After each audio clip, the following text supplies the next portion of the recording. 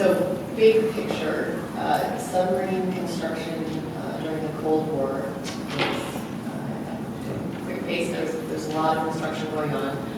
Post-Cold War, funding decreased, production decreased, the supply chain withered. A lot of companies that were in it stopped. There was no more business. It shrunk. Today we are approaching levels close to that Cold War pace.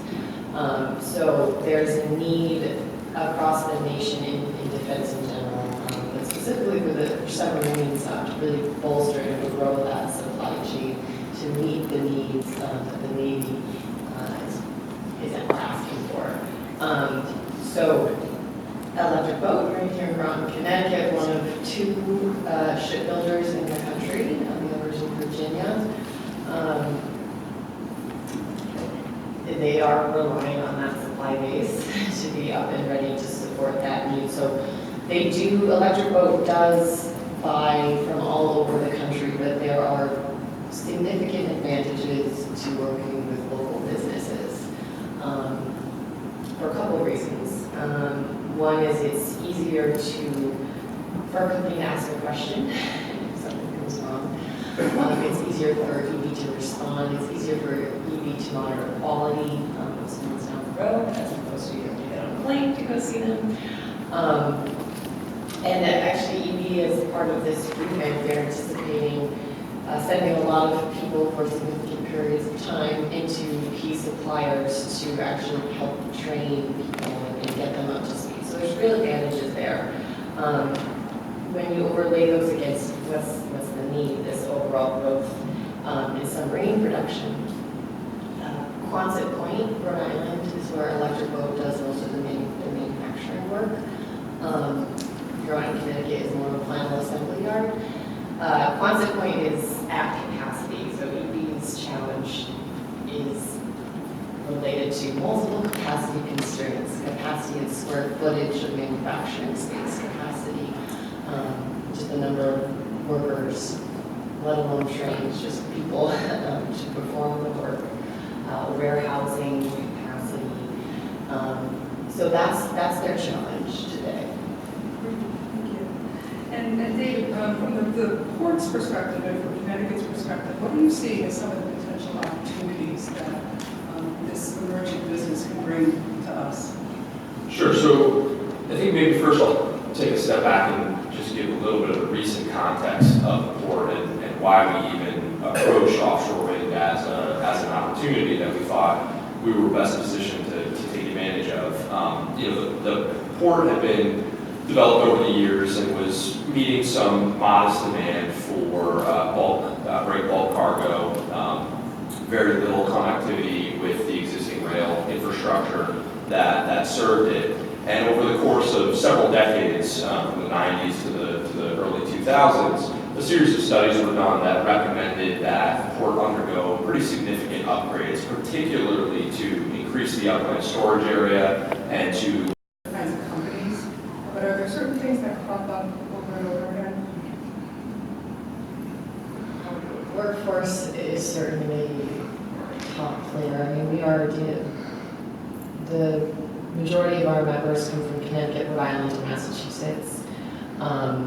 What people really want, it's not necessarily a real estate question, but people want to understand what EV means so that they can facilitate to support that and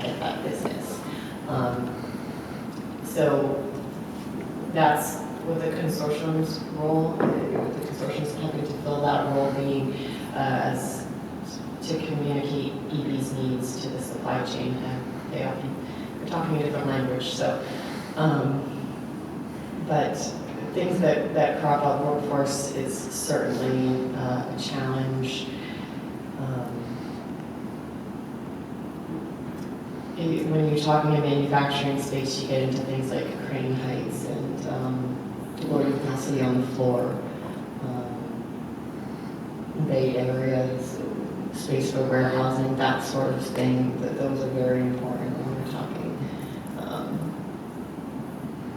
manufacturing places, advanced HVAC. The two things that we hear most often are high bays and sort of consistent floor elevations, right? We've got a lot of spaces that have been kind of added onto over time, more so in our urban centers, where you've got different floor heights and difficulty and kind of consistency between them, and then the high bays.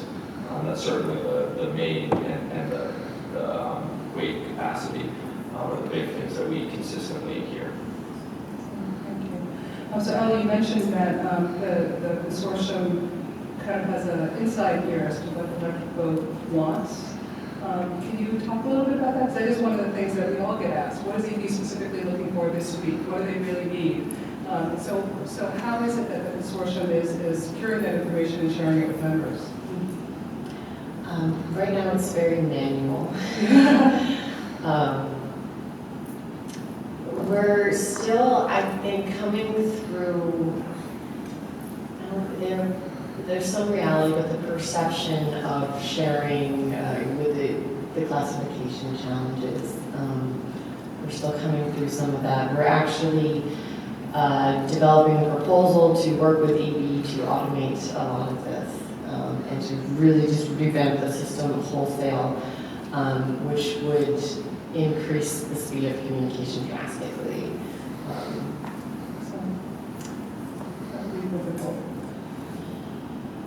What happened, I asked, that you want this audience to hear? Let's have a vote.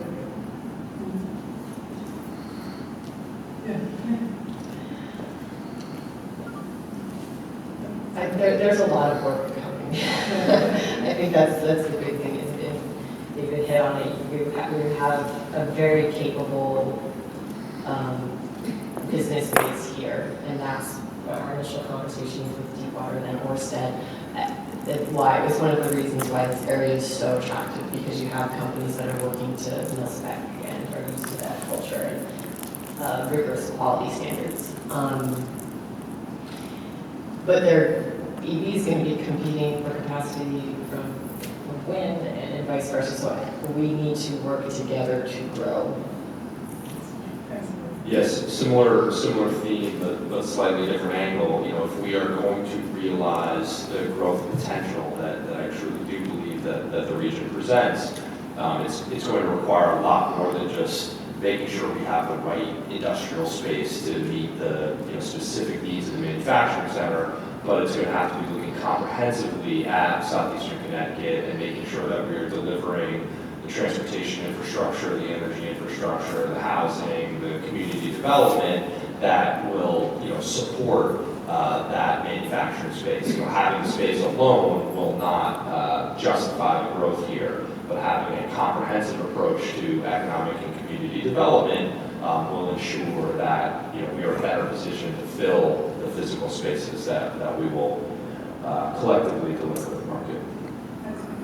There's one more thing. Even though we have a home court advantage with electric boat here, with New London primed to be one of the key installation ports, that does not mean all of the supply chain and other economic impacts will come here automatically. We still do need to work to bring them here. Yeah, I just have to ask the panel one question before we go on to ask everyone in the audience. If you have, in one sentence, a wow factor that you would want people to know, to drive a developer here, to drive property owners, to rehab or whatever, what is the wow factor that, in one sentence, you could put out there? Might take a little thought. I didn't say it was an easy question. Can I take a crack at it to be panelists for a minute? Sure. We talked a lot about workforce development, and I think one of our wow factors is an initiative called the Manufacturing Pipeline Initiative that takes folks, many of whom have absolutely no manufacturing experience, and in a matter of weeks gets them trained and ready to work in a manufacturing installation. The amazing thing about that project is that folks that graduate, and almost all are employed, about 80% go to electric boat, 20% go to about 600 other businesses. They have 50% lower training costs once they hit the workforce, and 50% higher retention rates. So not only are you training people that don't necessarily have skill, but you're training them well, and choosing people that have aptitude and interest, and they stay longer. So I think that, we talked about workforce, I think that's one of our most significant wow factors in the region. So workforce. More than one sentence, workforce training and workforce development. Okay, that was more than one sentence. It was a lot of sentences, but I'm dying to say it. But who's counting? Yeah. Okay. I think Southeastern Connecticut does a particularly good job of thinking of itself as a region, and because of that, there's a lot of intermunicipal and intersectoral partnerships that don't typically exist in comparable regions throughout New England in particular, where we tend to be somewhat fragmented. And I think more so than many places that I've had the experience of working, the communities of this region understand that they are in one labor force, one housing market, one tourism market, et cetera, and they really do work together to ensure that the whole is greater than the sum of its parts. I'll say, if we can collectively work hard now to achieve a greater market share of this work, it will pay dividends for decades. Okay, we're going to quote you on that. Now we can open the questions up to the audience if anyone has any. Oh, except from you.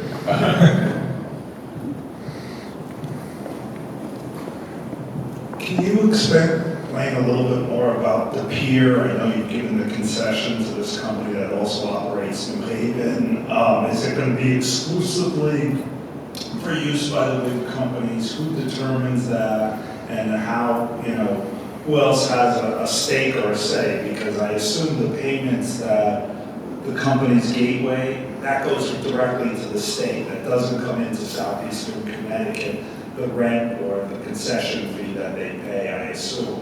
And then if they now give this to have a contract with a turbine company or something from Europe, does that preclude other people from having access or use to this state pier? And who monitors that?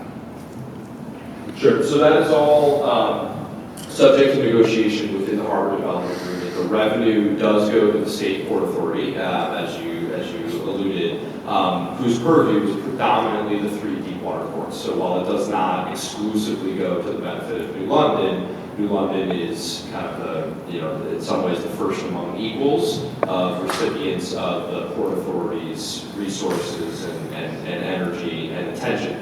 In terms of kind of utilization of the facility, the way we've been describing it accurately is, that we are committed to maximum utilization. And at some points in time, the state's facility would be utilized entirely by offshore wind. When they are mounting a campaign and in full mobilization, due to something as simple as the warranty on items like the nacelle, which is the turbine, would preclude other activities from taking place there just because of the space limitations. There will be other times between campaigns when Gateway and the Port Authority and others are jointly incentivized to identify other users and other cargo and other items to break through the facility, and then there's a whole range of stuff in between. But I think what's also crucial to remember is the state facility is just one of multiple facilities that are oriented on the harbor in New London. The utilization of that facility for wind does not crowd out electric boat, does not crowd out Mohawk or others that are making use of the waterfront. So it will continue to be a robust, multi-use working harbor, but there will be times when wind is in full mobilization that they maximize the footprint of the state facility. Can I just mention as well, is one thing that you always mention, David, is the bottom line is the pier needed to be revamped desperately. And no matter what happens, New London gets to keep a vastly improved asset. So Yeah, I think that's something that New London... Yeah, if Orsted and Eversource's lease ends after 10 years, which it very well might, then we have an expanded facility for generations that, because of its heavy lift capacity and its increased upland storage area, can service a much broader range of cargo potential than it can today. So we get the legacy for generations to come of the expanded opportunity that the upgraded facility will present. Excellent question, Josh. James is going to have a better one. Actually, I'm going to try and sneak in two. So, as far as, Connecticut renewable energy policy obviously affects jobs and supply chains and things like that. So, with this new wind project, where do you see, if you had a pie chart, where would wind be in relation to solar and fuel cell, which also employs a number of people in the state? And second, as far as the Port Authority, we in Wyndham, we're on the freight line. So could you describe the relationship and the future thoughts and even timeline on the enhanced rail, which used to be called the Tiger, I'm not sure what they call it now, and how the port can affect that? So on the renewable energy, just to give a sense of the sort of order of magnitude, the legislation that was passed last year, which would enable the state to procure up to an additional 2,000 megawatts of wind power on top of the several hundred that they were already permitted to do so. If the state would utilize that entirety of that allowance, it would constitute about a third of our electricity demand, which would be very significant in the grand scheme of surrounding states. It would be far larger than solar, and really, in many ways, and if you look at the work done by the Governor's Council on Climate Change or the Governor's recent executive order, which point to, a ramping up of renewable generation and a more steep decline of emissions, the entire strategy is founded on shifting to very low carbon energy sources and doing so in a way that can potentially mitigate the impending closure of the nuclear facility. And that's not going to be any time in the very near future, thankfully, from the recent agreements that were executed. But whether it's 2030 or 2040, there will come a time of retirement. And so the intent is to ramp up other sources, wind being one that's more readily scaled, that can supplant that current generation capacity. In terms of the rail line and the Tiger, now called Build program, the Tiger improvement is my understanding, nearing completion. And we're working very closely, I actually have a call this afternoon with Genesee and Wyoming to try and identify ways in which we can enhance the connectivity between the rail and the port throughout this process. I think it is fundamental to remember that there has not been an intermodal transfer of cargo between rail and port in some time. Wind does not inevitably bring that, but what our hope is, and what we've been marketing to our potential manufacturing partners, is that they should be thinking about the entire rail corridor up to the Massachusetts border. We won't sell the sites beyond the border, but that up to the border, that should be thought of as the potential location for the supply chain with that direct, now enhanced connection to the port. And so we view the entire corridor up to the border as the suite of sites that should be in play for that industry.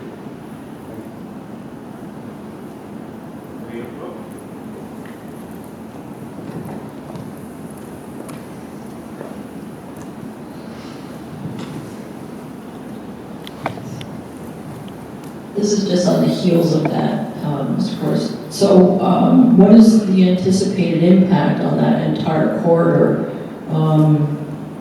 that rail corridor, regarding the supply chain activity, increase in activity during the construction phase? I mean, what are we looking at in terms of impact to our currently very heavily utilized corridor now for the business community? Yeah, so, what I think, the short answer is, anything that's currently using rail would have absolutely no impact from the construction work that we're doing, right? The line that connects to the Northeast Corridor via New London and all the activity that occurs on the line that is kind of intrastate has absolutely no impact. Our hope is, because there is no current intermodal connectivity being utilized that would be displaced, that by creating a stronger intermodal connection, we open up the opportunity for more. But anything that's using the rail line now would not be impacted because none of it is currently connecting with the port.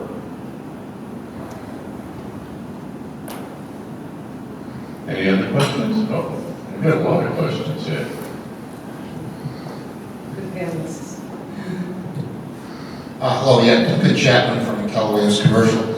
I hadn't had a chance to look at the maps, but do you have any opportunity zones in the general area of the port or contiguous to the port? Yes. So the port itself is in one. Felix Reyes here from the City of New London can give you more detail about the zones that are within the city, but there are several. There's also one in Groton, and there are 3 in NEREJ, and then up the rail corridor and up the highway corridor in Wyndham and Putnam as well. Thank you. I think we're going to discuss that at the 1 o'clock panel, Yes. the opportunity zones. Yeah. Hey, Thank you. I think it's a fair assessment to say that the region as a whole wasn't necessarily harmed significantly from the recession, but we haven't necessarily catapulted beyond. So our real estate values are pretty low. Even before this recent push dealing with supply chain, we've had, at least in Groton, I think regionally, a pretty low inventory of buildings. And case in point, 30,000, 40,000 square feet. In Groton, we lost interest from 2 companies that basically needed to go into an existing building tomorrow, meaning less than 6 months. Not enough time to get zoning approval, construct a new building. So as we have interest from small to medium-sized companies that may want to expand or relocate here, the lack of inventory is going to be a challenge. And yet, we haven't had a lot of speculation from developers, builders to come in and construct these buildings, anticipating what we know is coming. Do you have any ideas on how we might be able to bridge that gap? That is a tough question, Paige.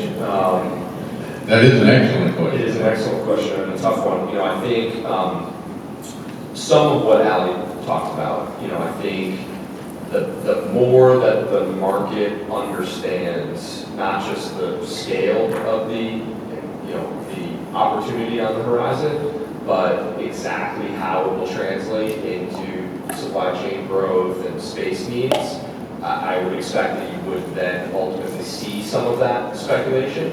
But in the absence of that level of certainty, given the pace of the market here, it's not a surprise that there's going to be a little bit of that chicken and egg. And I think it just behooves us all to try and translate these big themes into concrete needs as soon as possible, so the market gets a tangible understanding of what it is that we can expect demand for.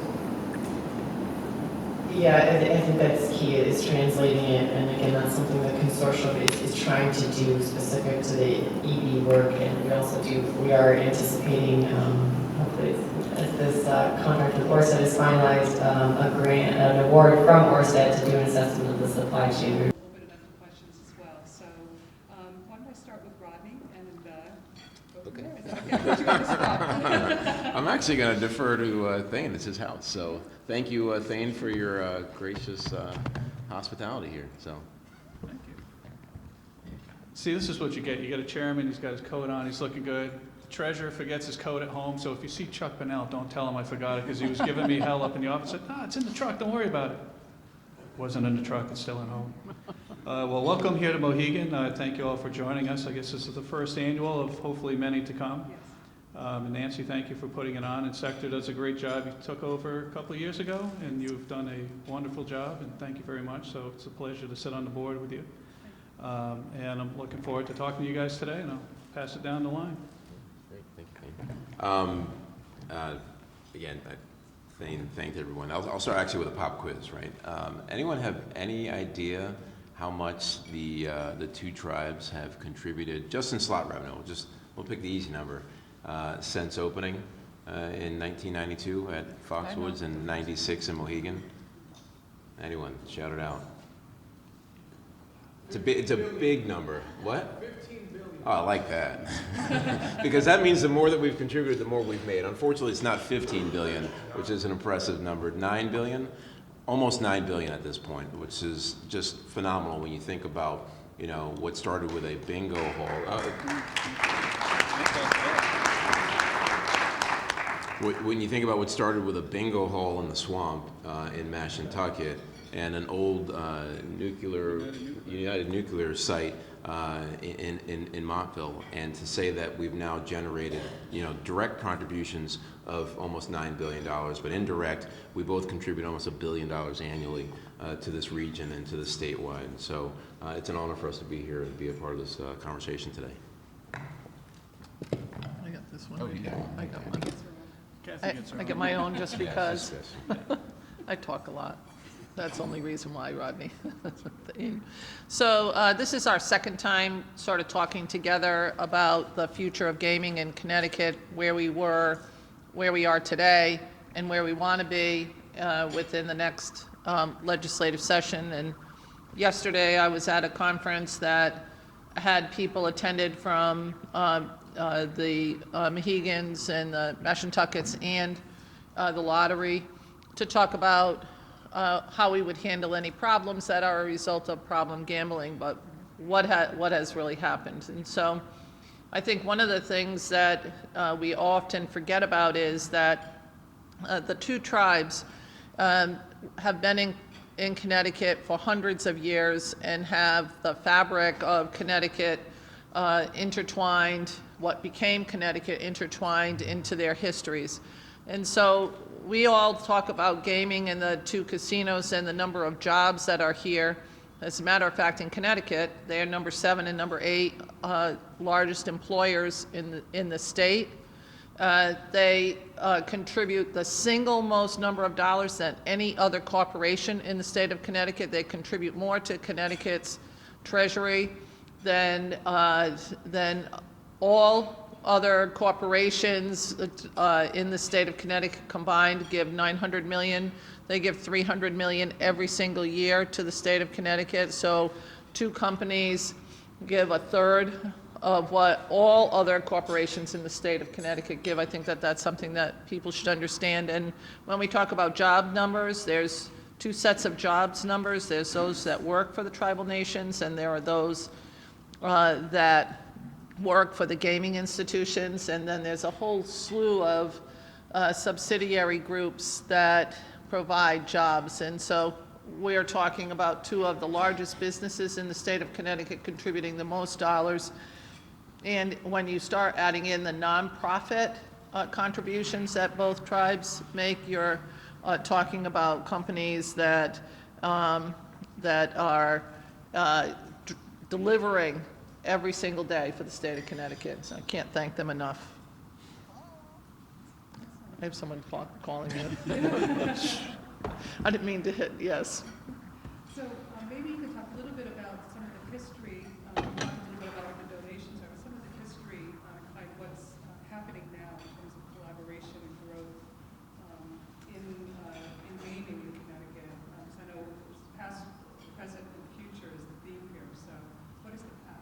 I think the past, and some of you may be familiar, but most of you might not be. The past starts with a single point, and that single point is that Mohegan and Pequot were one tribe at one point in time, a few centuries ago. And then, like some families do, they have disagreements. Brothers fight. They don't try to kill each other, but they Maybe sometimes. but they fight and they disagree, and in short, that's what happened between our two nations a couple hundred years ago. But we've had a symbiotic relationship since then because we had a shared concern with the encroachment of colonization, not just here in southeastern Connecticut, but across the United States. And we say this often. It's kind of our mantra over at the museum. It's a plug for those of you that haven't been there. It's the Pequot Museum. It's the largest Native American museum in the world. But we like to say that the history of America started there. Right, the history of the current America started there, because what happened to both Pequot and Mohegan then transferred across the country, where tribes were being decimated all the way up into the 19th century and in this century as well. And so to think that started on the East Coast, I mean, think about the Treaty of Hartford that I often reference in 1638 that said the Pequots no longer existed and our lands were taken and we could no longer speak our language. I mean, that was the first treaty that declared such, and then that treaty was followed throughout the rest of the history of this great nation that we're in. And so, you speak about that historically of where we started, and then, centuries pass, and again, we have a relationship. We have a lot of intermarrying. The Native community in New England is very small, so, Pequots are marrying Narragansetts and Mohegans and Wampanoag and Shinnecock, and so we have a lot of shared blood that has continued throughout those centuries. But we really didn't start working together until there was the economic opportunity that was in front of us. I mean, you think about the point of assimilation, or the attempt at assimilation was to drive natives off their land, right, to extinguish economic opportunities. So we had no economic opportunities at Mashantucket, nor did they at Mohegan, and that's why you see tribal members were leaving both of our lands to go to the cities and various states for employment and for job opportunities. And it wasn't until we had those opportunities at home to bring back tribal members that we realized that we can work together on some things, and we've started that slowly. We both wanted to get our own foundation set first with our enterprises at Pequot and theirs at Mohegan, but we realized that we can work together, even if it's behind the scenes, on just procurement and healthcare and the like. And then we migrated into, look, there's an opportunity here to expand gaming for the state of Connecticut and for the benefit of both nations. And so for the last 5 or 6 years now, we've been working together on various initiatives. We started small with liquor hours and something that's called free play. I don't know how many gamblers are in the room, but when you play slots, there's a promotion where they give you some free play and you go out and play first before you use your own money. That was something that we worked on with the Mohegan. We also worked on a policing initiative where we now have the rights for our police force. And actually, let me step back on that. What people don't realize is that we are governments. We are similar to the municipalities in the area. We are fully functioning municipalities, except we have sovereign rights that extend to the federal government. And so we have a fully functioning police force, fire department, judicial system, healthcare systems, education, housing, and so forth. And so anything that you would find in any other municipality, we're providing that to our nations. And that's the real point of our economic initiatives. And so one of the things, it seems simple, but the town of Ledyard has a police force that can arrest anyone that drives 100 miles an hour through downtown through Ledyard. Well, if someone drove 100 miles an hour through Mashantucket or Mohegan, our police force didn't have the right to arrest them. They could detain them, and if the state police decided that they wanted to arrest them, they could. But the arrest rates were in the less than the 10% range. And so we negotiated collectively and said, look, this is a collective interest of both tribes to be able to self-govern and expand that authority to our officers. And we worked at that time with Governor Malloy, and were successful in expanding our rights as sovereign nations within the boundaries of Connecticut. So our police force, something so simple, so that our police force could arrest someone who is committing crimes on our lands, no different than any other municipality. And so You know, I think that was one of the big olive branches that then launched us into how else can we expand this joint relationship between the two tribes and with the state, and it led us to our current day initiatives with gaming. Yeah, I guess I'll touch on that a little bit too. And what I think people don't know is we also do a lot of mutual aid with a lot of the surrounding towns. So our fire and police department do thousands of calls off the reservation every year to aid other places around. I think Mohegan has one of 2 hazmat trucks in the state that we, you know, if anything ever happens, that truck will go out and help out. So not only do we not reach out to the municipalities to use their resources, we're actually giving our resources to them to help out in the region also. And I will give a plug to the Mashantucket Museum. It's an excellent place to go. But little known fact, Mohegan has a little museum up on the hill over here, which is the oldest Indian-owned and operated museum in the country. So if you ever get a chance, the little Tanaquidgeon Museum up on the hill is a great place to go. And they're about to have a display on the 400-year history, starting from the Wampanoags, on display up there, I think, through December. So if you get a chance, you should go check that out. But yeah, it's been, I mean, a good history to work together. Again, we're cousins back at some point, and we definitely both have an interest. Look, we're not, you've seen GE recently and other employers threaten, you know, give us tax breaks or we're going to leave or we're going to go, and some have left the state. Our reservation's here. We're not going anywhere. We're going to be, we've been here 400 years. We'll be here another 400, and, you know, this is where we are, and we're not asking the state to give us tax breaks to do things. We're saying, we'll do it and give you money. We're not asking you for anything. We're just looking to give you something. So sometimes when you see these things bogged down from our perspective, we're going, guys, just pass it and we'll give you money. That's all we're asking for. We're not asking for anything. I mean, if somebody came up and just offered me money, I'd take it. I guess I'm treasurer too, but. Yeah.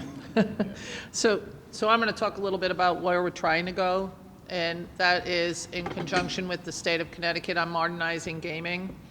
And we've had bills up in front of the General Assembly to allow gaming to modernize across the board, to include working with the Lottery Corporation on iLottery, but to bring in sports betting, to bring in online gaming, to upgrade the liquor hours, and to look at a whole host of things that would include a casino right-sized to the market, which is unlike some of our other people who have come into the state of Connecticut asking for benefits from the state of Connecticut, but not willing to give anything.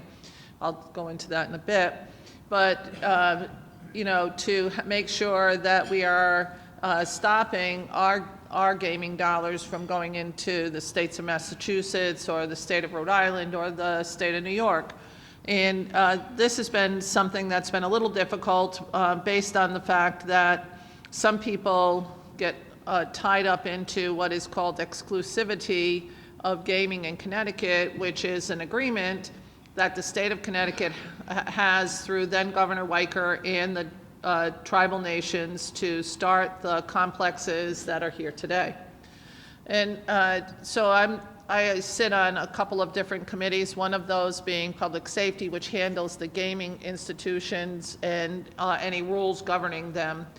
Also dealt with the issue of policing so that we could codify those rules. And in Connecticut, we've been having this absolutely, again, not from their perspective, from my perspective, absurd debate. And I say it's absurd because we have 2 of our largest companies here who, again, are in the top 10 of employers, holding the number of employees in the state, and they give us the most money into on a percentage basis to the coffers of the state of Connecticut, which provide revenue to every municipality in the state, to include some $6 million a year to our urban centers. That is dollars that the municipalities can use in whatever way that they see fit. They're not required to use them just for education or just for infrastructure, but they can use them for whatever the need is of that particular municipality. And almost every municipality gets a certain dollar amount. The tiny town where I'm the first selectman gets about $26,000, and the city of New Haven, Hartford, and Bridgeport and Waterbury all get between $5 and $6 million each. And so what we're trying to do is convince the state of Connecticut, and I worked with a bunch of my colleagues over the last year to have what is called the Connecticut Jobs and Revenue Act, which would allow a modernizing of a 25-year-old system and bring it into today's world. And we've been having this disagreement amongst the General Assembly and the Governor's office. So we took everybody's concerns in this and put them into this bill to ameliorate anybody's concerns that they might have. Some people said we should have a casino down in Bridgeport. Well, the numbers that the two businesses that deal with this show that that is not as profitable as East Windsor. So East Windsor is going to happen, and we're hoping to see a groundbreaking within the next year or so to get that moving along, and this bill includes some sort of facility down in Bridgeport. To date, every time there is a look at the requests of the administration, that goalpost has moved after those requests have been met. And so they're much kinder than I am, and so they're not going to say that out loud. I'm going to say it out loud, that we need to recognize that we have businesses that are here in Connecticut, and we should be working with those businesses. They're not going anywhere. And when people talk about exclusivity, I would point out right here in Eastern Connecticut, we deal with General Dynamics and the electric boat facilities. We've never gone to Newport News and asked them to come in and take the place of Electric Boat. They're a competitor, and we're not opening up our shorelines for Newport News. We are dealing exclusively with Electric Boat, as we should. A good business, employing lots of people, good family supporting jobs, and they do a lot for our communities. We didn't go to Dominion and say to Dominion, we're going to bring in another nuclear facility because we want to have competition for you right here in Connecticut. We supported them in a bill that passed 2 years ago now that we worked on a bipartisan basis. So I think that we need to sort of understand that exclusivity for the tribes only means for the state of Connecticut exclusivity on the amount of revenue that we get in. Because if we lose this compact that we have, that puts at jeopardy the more than $8 billion that we have gotten from the tribal nations, because then that agreement that we would have would go away.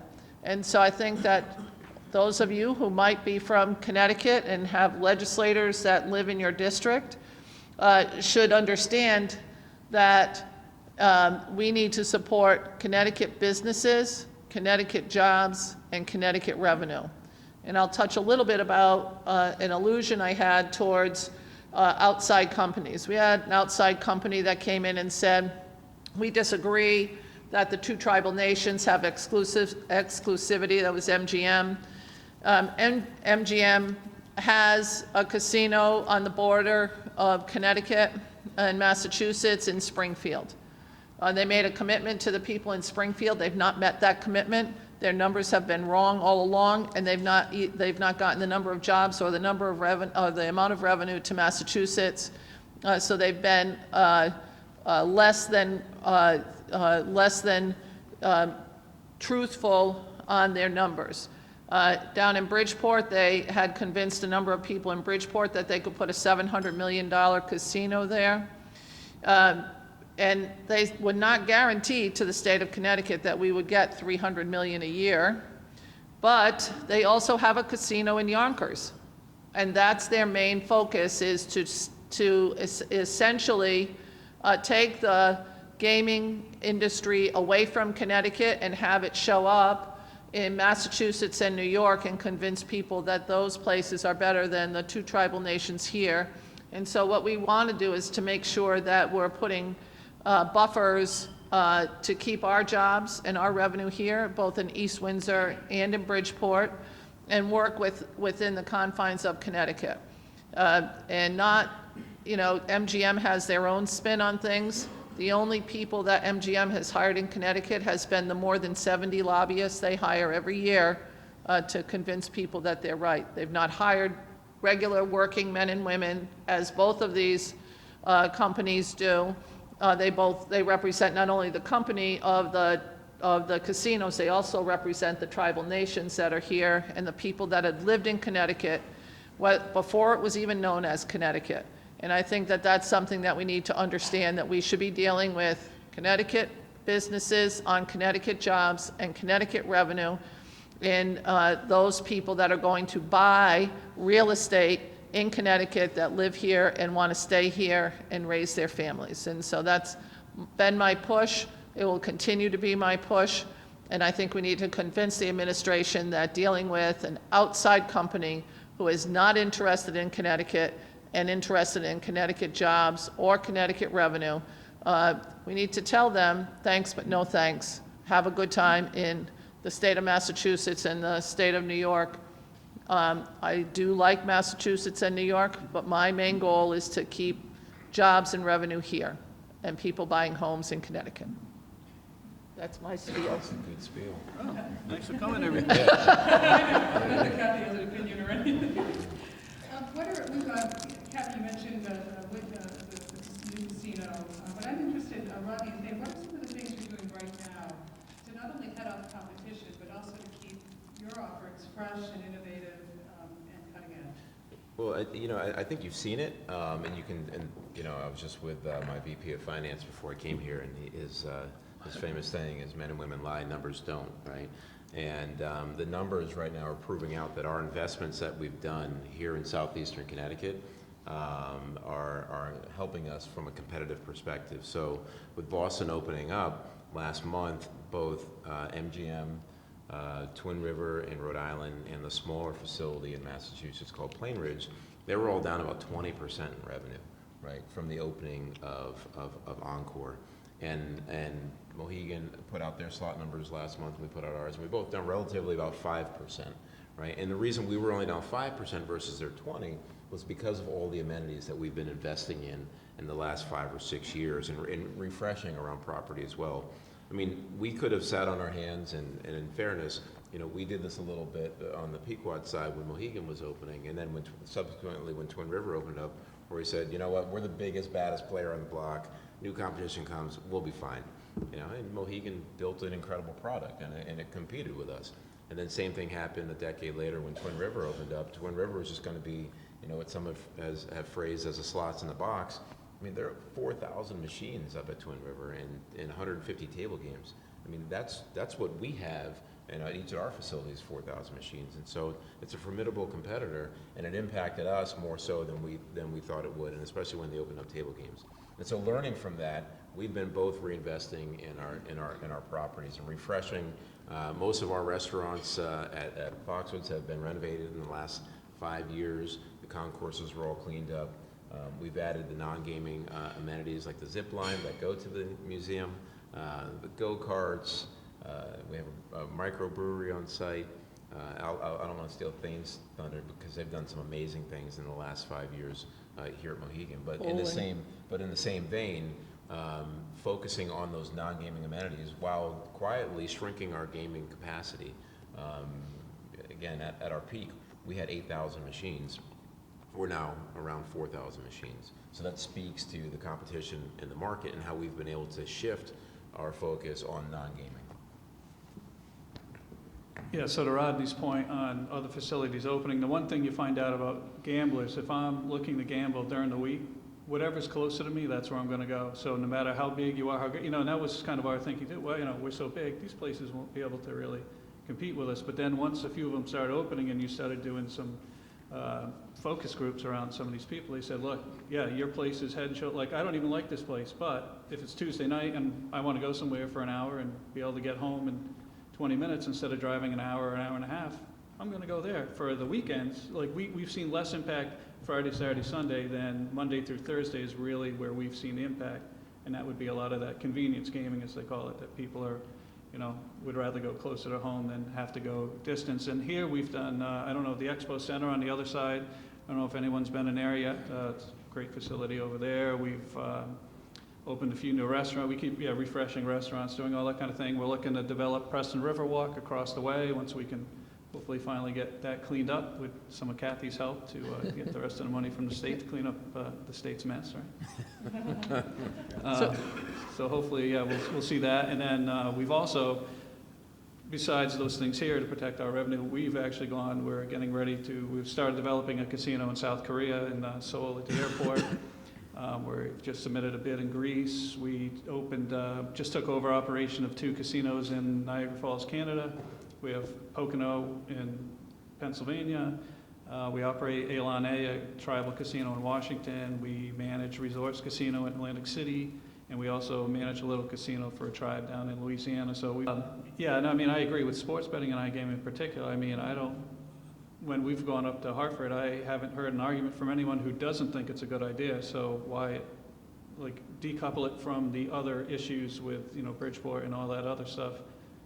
Just pass it and move on, and then we can fight about, or people can fight about it some other time, but at least do the simple thing that will help us now to help recover some of those dollars and add additional tax revenue.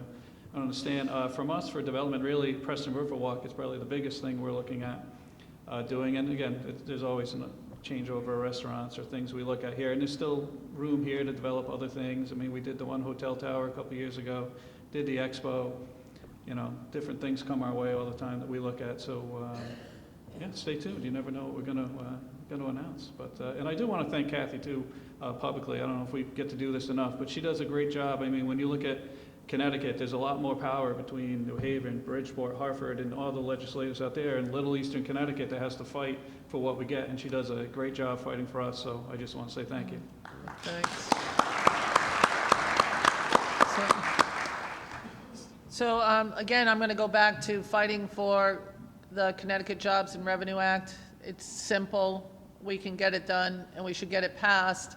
And if you're coming from other parts of the state, to convince legislators, I have support in Bridgeport, Hartford, East Windsor, and Eastern Connecticut. And I remind people that when they start talking about what the tribes have done, one payment to Hartford, it takes 40 towns in Eastern Connecticut to make up that one payment in the amount of dollars that they get. Now, we get the jobs here primarily, but 140 of Connecticut's 169 municipalities send workers to one of these 2 gaming institutions. The future is here now, and we need to stop the silliness. And I don't always agree with Erin Stewart on everything she does, but I can tell you that she's right when she says that we are flittering away real dollars with unnecessary other smaller things to plug holes in our budget. And what I would say in Connecticut, my goal, because I'm also the co-chair of appropriations, so my goal is to, and on the side of the budget that I have direct control over on non-fixed costs, I went up less than 1%, 0.3% on non-fixed costs in the last biennium budget. My goal is to make sure that we're keeping our budget under control, making sure that we are directly supporting the things that we should do, whether it's job training or these 2 institutions. And I think that we need to sort of stop the silliness and pipe dreams and listening to people from other states and make sure that we're getting these bills passed so that we can actually foment real change in Connecticut. Why do we want to do a modernizing of gaming? Because if you look around this room, there's very few millennials, but millennials want to do things online. Millennials want to come in and see something that is of their age, not my age, and I want to support them to make sure that we're bringing in that next slew of people that are interested in entertainment and gaming. Thank you. Thanks. So I think we'll open it up, open up to a few questions. But the message here is, we love to in Connecticut talk about gloom and doom and competition and oh my goodness. The tribes, the tribal nations are thriving. They're open for business and they're open for opportunity. So I think that's been the theme for today. There is so much good happening here. And this panel is an example of the commitment to continuing that. So I think I feel it's... And as a millennial, I agree. I was going to say, I thought the room was full of millennials. Yeah. Thank you, Bob.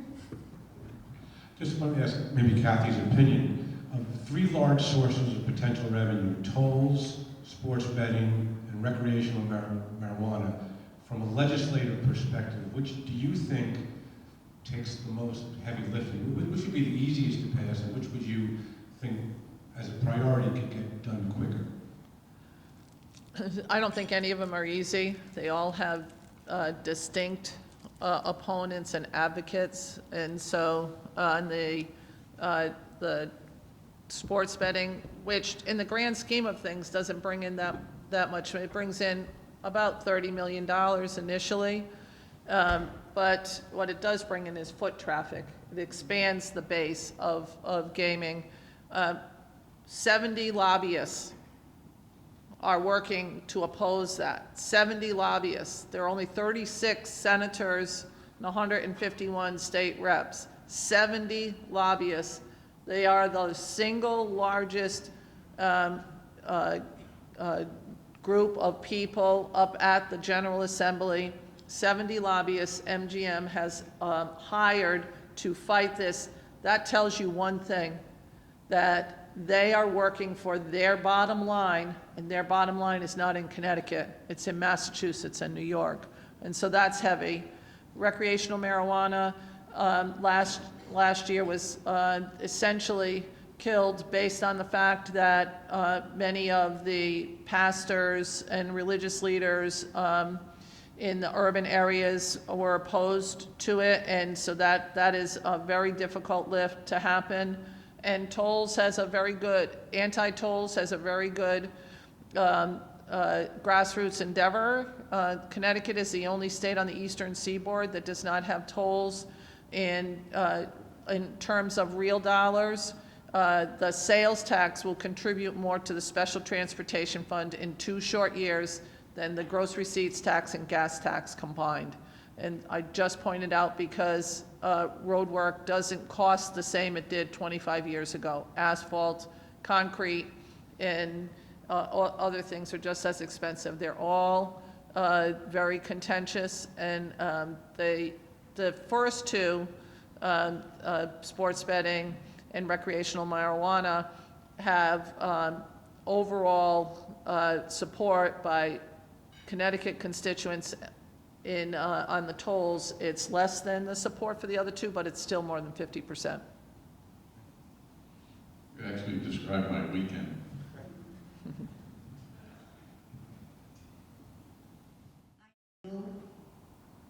At the state at this point? Yes, there is. I have a bill.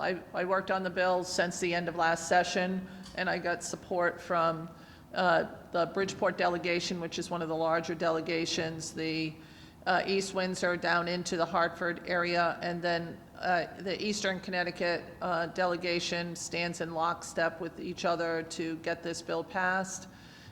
We have a bigger problem with the administration.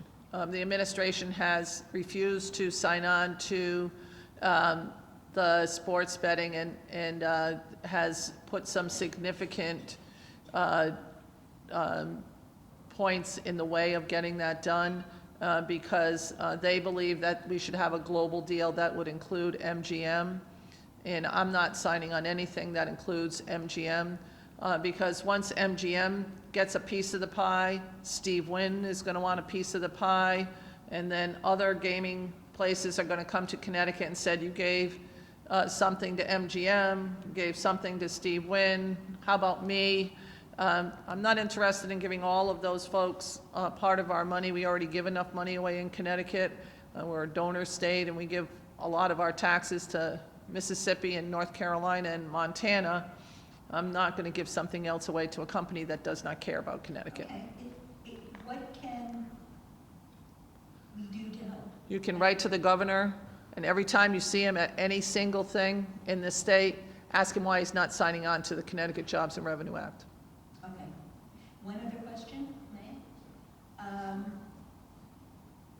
I'm a developer and a commercial broker and consultant. And I don't know a lot about the Mohegan reservation, but I know that Foxwoods has a great deal of land that's unused. What would you like to see happen there? How can we help to create that? Yeah, I think so. That's a great question.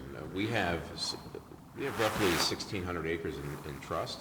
That's held in trust by the federal government, which we have a lot of flexibility over that. In fact, I always encourage businesses that want to move into the area, no offense, Kathy, that we can move much more quickly than the state can from a regulatory perspective. And so we've had some unique proposals, and we're always open for ideas. And we have a section of the reservation that's identified for, light manufacturing or industrial or just anything technology related. But we also have another 3,000 acres that we have throughout the region, primarily in the North Stonington region.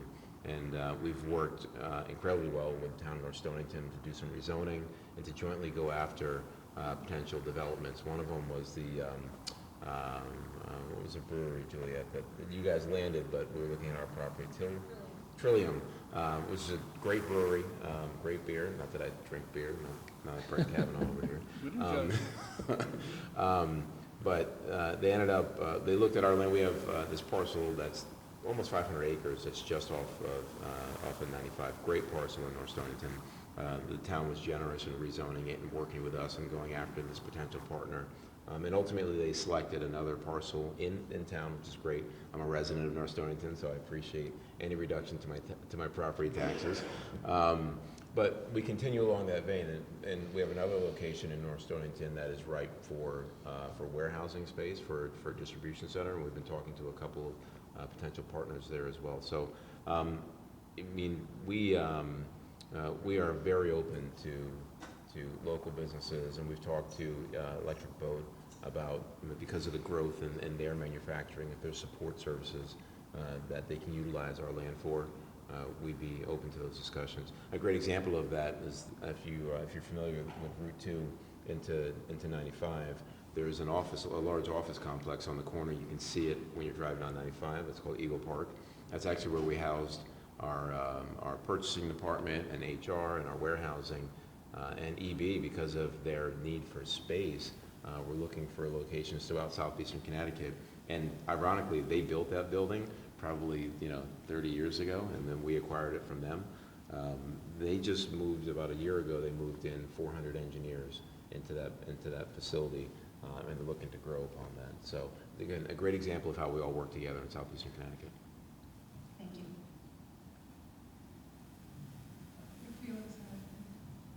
I have a suggestion for you. The New England Real Estate Journal, we put articles in, and we've been around for 60 years, so we reach out to all these developers, and I can tell you all the casinos in Massachusetts and Rhode Island, they always are writing stories. That's something that the two of you probably should consider. Yeah, absolutely. It's a little plug for us. Yeah. I felt that. A little self-promotion, nothing wrong with that. I saw that. Well, one thing I wanted to say, Senator Alston, you hit it right on the head with the brownfield. So I can appreciate you really lobbying for that. New London, our entire downtown is a brownfield. We're a very old city. Fort Trumbull. Population statistics from Patrick Flaherty at the Department of Labor. And what he shared with us is that Connecticut actually has a net growth of population in their 20s and 30s. Raise your hand if that's what you thought our population stats were in the state of Connecticut, right? Not the story we hear, largely due to immigration, but a net growth. And the reason that's important is because all of the momentum that we're experiencing requires people both to stay and to come into this region. The Chamber has a program called Community Concierge. I encourage you to come take one of the community guides at the table. It is a tool for the businesses in this region to use to attract and retain workers for the incredible momentum and the growth in the foreseeable future. I will add to that, it's an interesting anecdote that we have been fighting for millennials, and Senator Austin mentioned millennials and what they look for and how important it is to retain them or attract them to an area. And we all know that we fight against the large metros when it comes to attracting millennials. And we might be seeing a tipping point on that. I was at a conference just earlier this week, and a representative from the Boston Chamber explained that Boston peaked in its millennial population back in 2015, and that population has decreased ever since. And they're not going to communities surrounding the center of Boston. They're going as far as Portland, Maine, for communities that have exactly the balance we have here in Eastern Connecticut, which is jobs, quality of life, diversity of attractions, global entertainment, and just beautiful corner of the world. So it is all good news. Without further ado, I want to give our panelists an opportunity to introduce themselves. Well, you've certainly heard from David Corus this morning. He's wearing a different hat in this conversation. As you know, he's Deputy Commissioner of the Connecticut Department of Economic and Community Development. Courtney Hendrickson is with us this afternoon, Vice President of Municipal Services. And Charlotte Goldblatt, Principal, Goldblatt Associates and NEREJ Funding. And if you could all take just a couple moments to give us some background on yourselves and your role for the purpose of this panel, and then we'll jump into questions. I will let you know that David does have a hard stop at about 10 of 2, so we're going to try to keep to time and certainly excuse him if he needs to run out. Thank you. Thank you. I'll jump in first and just say briefly sort of my portfolio at DECD, because we do have 2 deputy commissioners. My counterpart, Gwendolyn Thames, does the majority of the business development and workforce development, although there's quite a bit of overlap. But my portfolio is more working with municipalities and with other state agencies and councils of government, really on the development process or on the sort of broader community development portfolio. So the offices that report directly into me are brownfields, capital projects, transit-oriented development, waterfront revitalization, tourism, the Office of the Arts, the State Historic Preservation Office, and opportunity zones, which I think we'll talk a bit about. So that just gives you a sense of my portfolio at the department. Thanks, and I'm Courtney Hendrickson, Connecticut Economic Resource Center, and where David and I overlap is a lot of work with the municipalities at the local level and then at the regional level, and of course he goes on up to the state level. For those of you who aren't familiar with CERC, Connecticut Economic Resource Center, we're a 26-year-old nonprofit. We have been statewide that whole time doing economic development in a variety of ways. You probably know us from our research department's town profiles. Many of you use those statistics, those PDFs that come out annually. And that's something that we are known for, as well as SiteFinder. I'm sure many of you are members of SiteFinder. So some of the highlights of CERC, I started a municipal practice there about 4 years ago. So we are actually in towns and cities all over Connecticut providing economic development support for those, especially with towns that just have such limited resources that they don't have the ability to hire anyone full-time to dedicate to economic development. So that's what we're all about, and looking forward to the conversation today. Thanks. Good afternoon, I'm Charlotte Goldblatt. I'm a CCIM, by the way. It's not on the program, but I was the first woman CCIM in the Northeast in 1987, and it's a very remarkable fraternity. It's been extremely helpful to me in my business, which is commercial real estate, brokerage, and consulting, with a specialty in development and putting together assemblages and determining highest and best use for properties. We particularly specialize in Connecticut. I've been doing this since 1984. And in addition, we have Ares Funding, which we help to originate financing for clients that are looking to put together commercial opportunities. Thank you. So David, beginning with you, the administration of Governor Lamont has been very vocal about changing the way the state does business with businesses. Can you describe some of the major changes for the audience?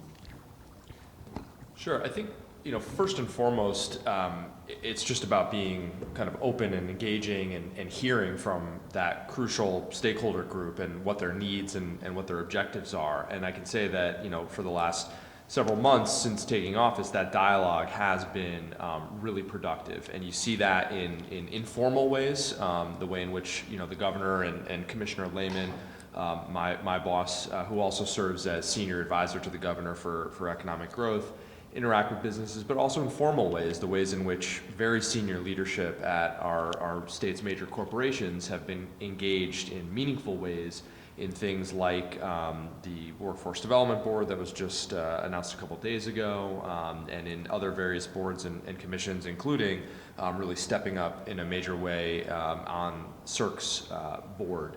I think that's first. I think secondarily, Commissioner Lehman has demonstrated a lot of leadership on changing the way we incentivize development to really go to more of a pay-as-you-grow sort of model, one that is based on performance, one that's much more geared towards tax credits than upfront grants, and one that really strategically targets those sectors and industries that are best positioned for growth in Connecticut. And then finally, I'd say that we're working very hard, and much of the work that I do is around interdepartmental coordination. And I think of places through geography and through place, and consistently come up against communities where multiple DOT projects are going on simultaneously, multiple deep regulatory enforcements or other permitting processes are going on simultaneously, and they're never really looked at comprehensively. And we've really been trying to work across departments and across levels of government to streamline and facilitate the types of implementation that we want to see in our communities. I'll talk later about opportunity zones, but we're really trying to use that in many ways as the tip of the spear in building a better working relationship across departments and with municipalities to ensure that we make it as easy as possible for the private sector to implement our vision alongside us. Great, thank you. And really the mirror question for you, Courtney, because we've heard the same messaging from CERC, so if you can tell us. Yes, thank you. So CERC has actually been positioned under the Lamont administration a little bit differently, and we're really excited about the opportunity to be working just absolutely in lockstep with DECD. So to do most of that upfront business recruitment and retention work that's happening to get those businesses and those jobs into Connecticut, whereas DECD can come in during that process at the appropriate times for negotiations, incentives, and making those deals be sure to close.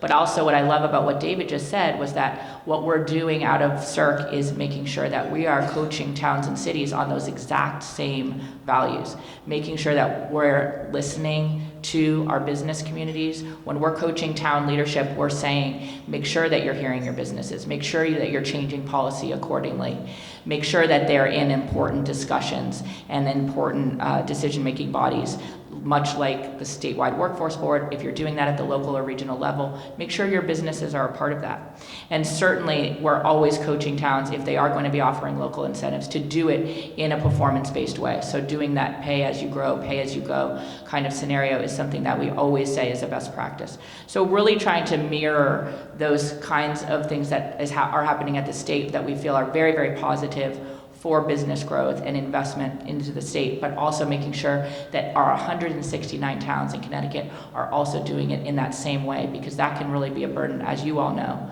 when you're trying to get a development through. Thank you. And Charlotte, can you say a little bit more about CCIM and why that designation is so important, and then how you work specifically with state and municipal staff? Okay. The reason I started taking my CCIM in the 80s is I recognized it was a unique education. And the value of it was it's totally focused on commercial real estate in terms of analysis, both as far as feasibility and as far as the time value of money and the opportunity costs of doing development or investment. And it was, I will say, because I took my very first course in 1983 in Windsor, and it was a very, very new designation. And also, it was created in Connecticut. It's an international designation, but it was created by Steve Messner at the Center for Real Estate Studies at UConn.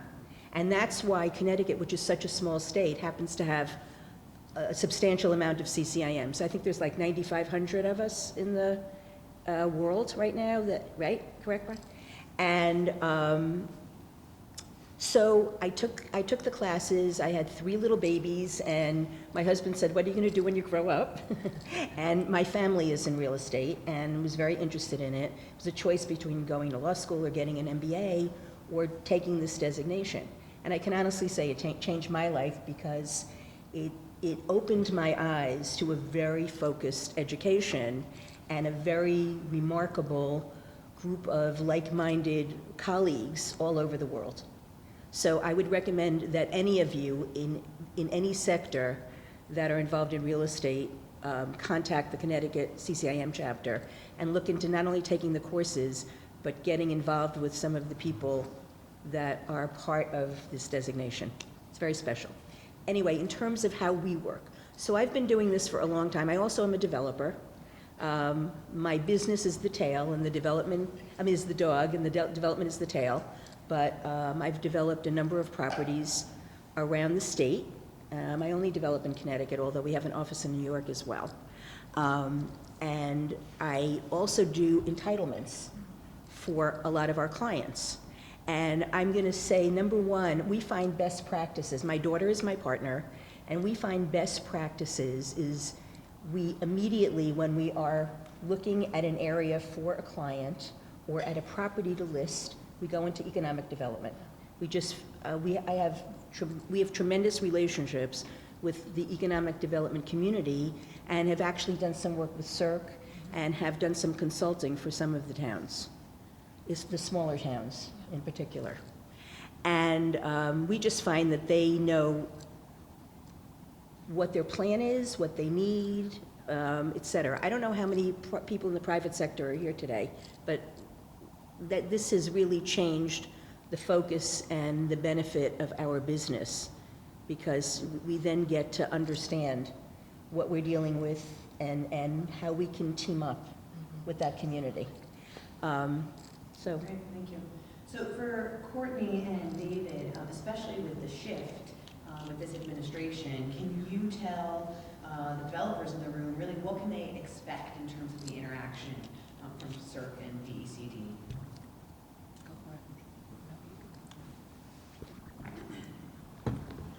Well, I think, the primary objective is that it's a seamless, as Courtney mentioned, kind of relationship between the two organizations and the outward face that we have. And so, as Courtney mentioned, CERC is really meant to be that kind of gateway, that entrance point for entities that are in the state looking to expand and for those that are looking to come here. DECD then continues to be the kind of behind the scenes bureaucracy churning through the paperwork and the incentives and the programmatic support to help you realize, or your clients realize their objectives. So I think that is going to be a fundamental distinction. And then the other distinction would be kind of a shift in DECD's staffing away from a lot of the kind of case management, I might call it, that we were doing, and towards more engaging community development, being more proactive, working with the private sector in the state and our municipal partners to really get out in front of the deals that may be coming down the horizon, or working with folks to perhaps generate them. So you're going to see, I think, a different approach in us being more present outside of 450 Columbus and Hartford, more engaging. We have learned, I certainly have learned, that, the value that our municipal partners have by, having their ear on the ground on what's actually happening across the state. And then more of a presence from CERC as the outward facing, kind of marketing arm and recruitment and retention arm of the administration. Yeah, I'll add to that too, that CERC and DECD together have been very committed to just really helping to streamline the regulatory process. And you do hear that, it sounds very jargony, but it's actually very genuine. And this new administration is really committed to this. And they want to learn what are those actual regulations that are hindering the process. Many of you have been involved or are aware of the Transfer Act legislation that recently got bettered. It's not perfect yet, but it's bettered, and that was in concert with developers, realtors, brokers, and attorneys.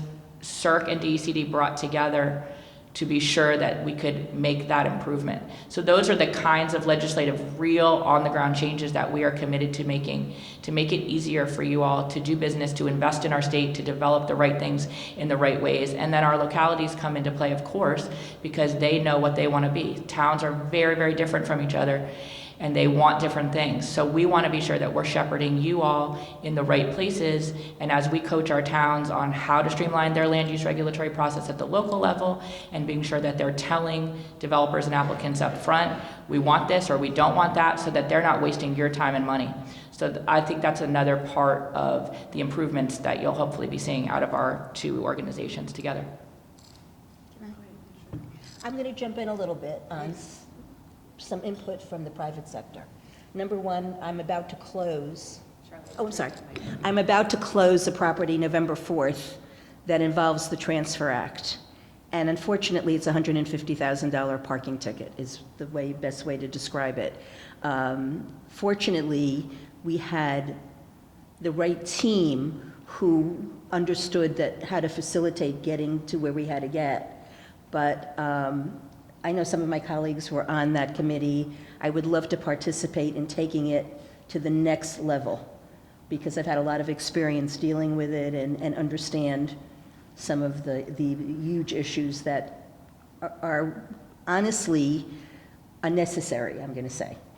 There is one other thing that I'd like to mention here, and I think it's a good thing for the towns to hear, and I think it's a great thing for the state to hear, and CERC. I do a lot of entitlement work. As I said, I do development, and I have found an enormous frustration in terms of the zoning structure in the state.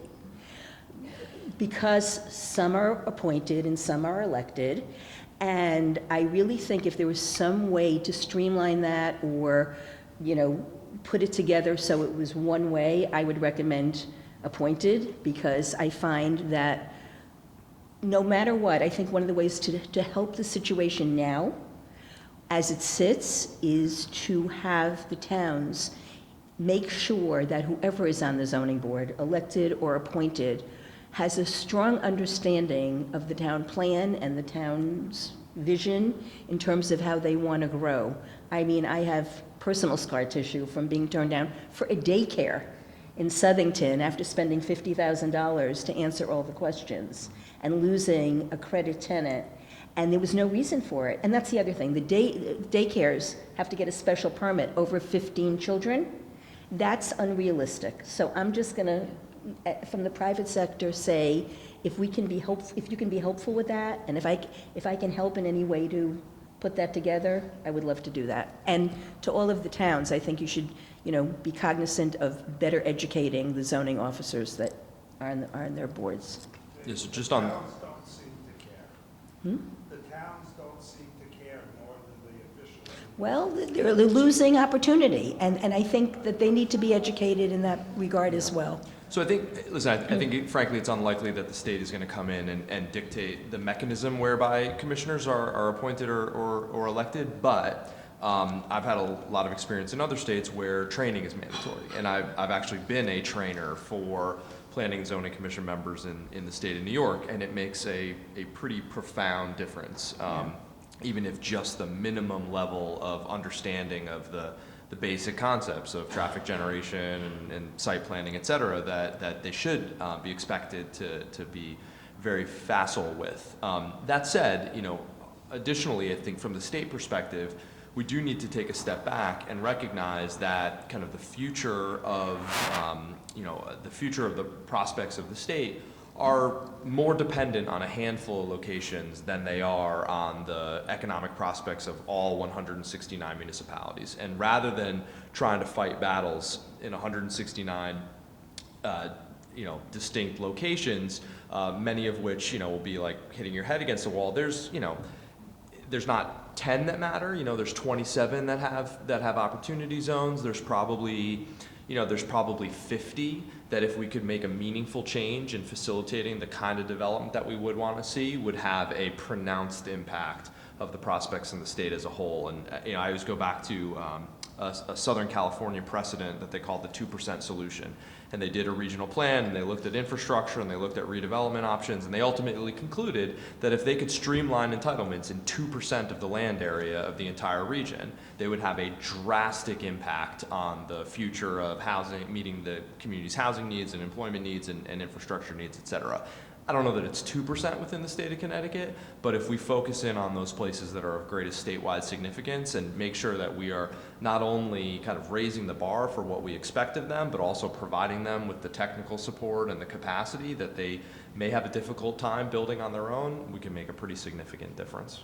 It sounds like the shift that the state and CERC are making really sort of sets the tone and the stage, if you will, for exactly those kinds of efforts. Right. So speaking to those opportunities, if we could shift to opportunity zones and brownfields, starting with you, David, can you describe why these areas are so important, what this means to the people in this room, and tell us a little bit about the tool that Governor Lamont announced yesterday? Sure. So first question, do I have to give a basic opportunity zone primer, or I guess raise your hand if you feel like you need that? Okay, good.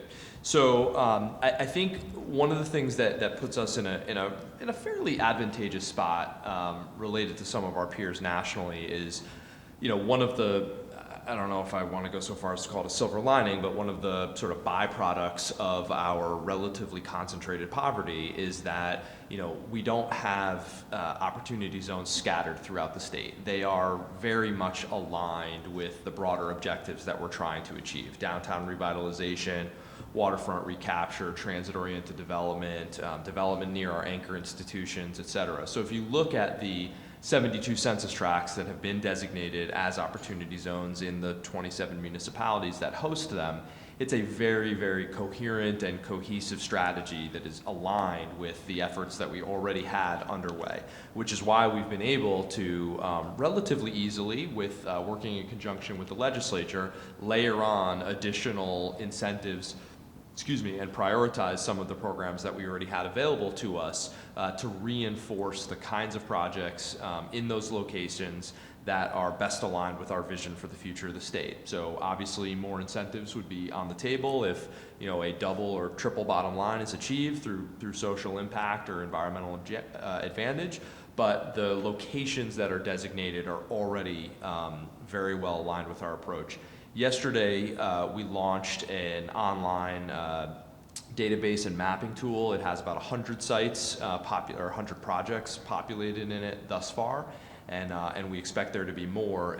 And again, I think another distinction between some of our peer states, and I've seen many of them have kind of a come one, come all database where anyone can enter in their project that's seeking equity investment through an opportunity fund. And while we do want to highlight the opportunities in the state, we also want to be strategic and convey those and amplify those that are representative of what we're trying to achieve and representative of the kinds of projects that will really receive the red carpet from us and layered additional incentives. So we are working with the 27 municipalities to kind of act as a funnel for prospective projects, so that those that are getting up on the website are those that you can have confidence will really get a high level treatment from us as the state. And in this region, as I mentioned briefly this morning, we do have opportunity zones in New London, Groton, Norwich, Preston, Wyndham, and kind of Mansfield, sort of on the edge of the region there. And because I tend to bring it down to the local level, I'll also say that we are coaching towns. We're actively helping a couple of the communities in your region, specifically on the opportunity zone benefit. And what we're doing is spending time with property owners and major stakeholders that would potentially be the developers and investors for this benefit. So if you are in an opportunity zone and would like to hear from your community but haven't yet, we are encouraging them to be proactive and reach out to you to meet, but knock on their door. If you're unsure of how engaged your town or city is in the opportunity zone benefit, how educated they are, and how proactive they are being about the right projects, the right investments for their community, do make that effort, because We are all limited with staffing resources, but it's so critical that these towns and cities understand the opportunities in front of them and the benefits that may come through this opportunity zone benefit.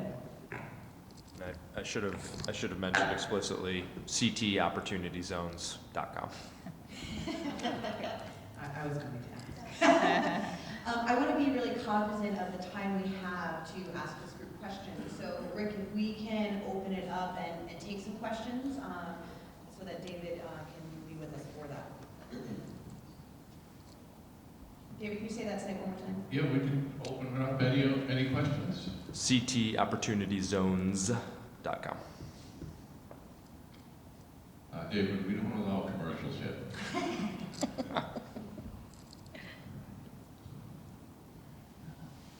Just a comment on the zoning. It's a valid point about the need to address zoning. A lot of municipalities have antiquated zoning, but I do want to put a slightly different spin on that. I think there are many municipalities that do care about modifying, and I'm not going to go through the list. There's at least, personally, I'm aware of at least a handful in this room, right, Julia?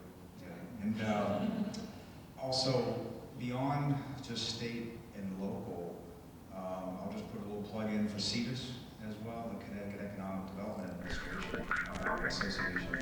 Basically, they launched a program that focused on economic development